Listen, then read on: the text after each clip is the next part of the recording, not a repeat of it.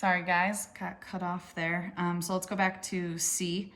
Which shape has an x-coordinate of 0? So like I was just saying, an x-coordinate of 0 means it did not move over anywhere on the x-axis. It means it stayed put at 0 and maybe moved up the y. So when I look here, the only shape I see along the the y-axis is this parallelogram right here.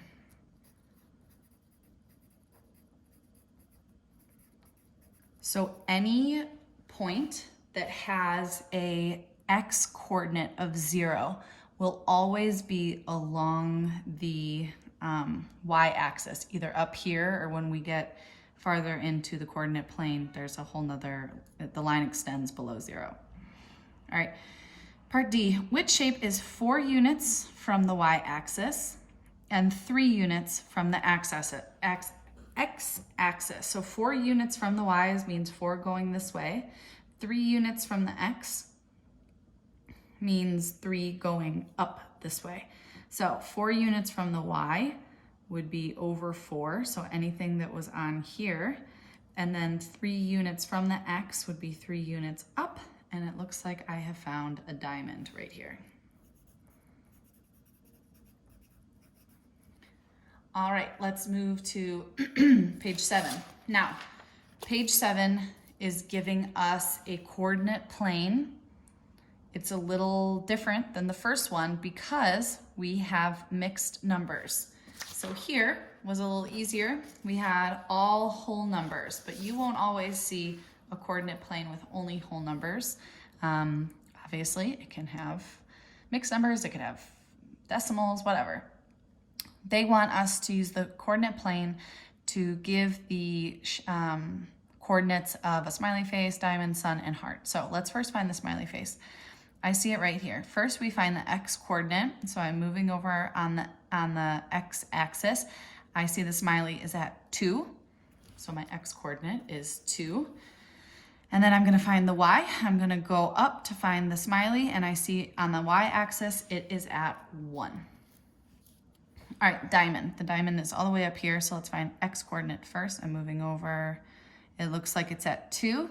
Then I'm going to trace my pencil up, and it is right in between here. Okay, so let's talk about what this would mean. Here I see 3.5, and then a space, and then 4. So I need to think, what would that be? Well, from 3 to 4, there is 1, 2, 3, 4 spaces, which means if I'm getting to here from 3, this would be 3 1/4, 3 1/2, and 3 3/4. Okay, so remember, just count the spaces in between. So that means the y coordinate would be 3 3/4.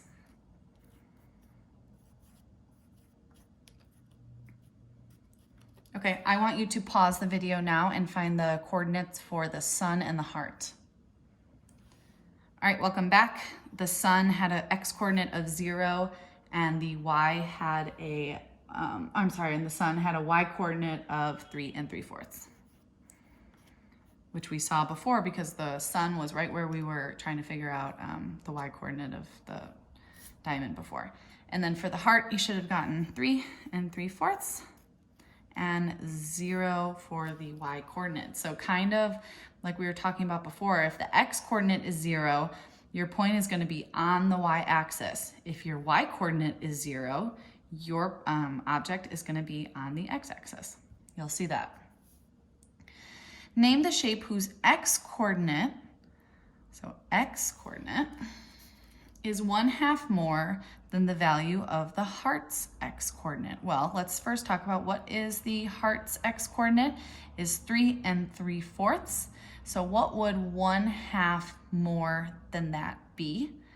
I want you to think about that for a second. You could either add it or maybe you just know it off the top of your head.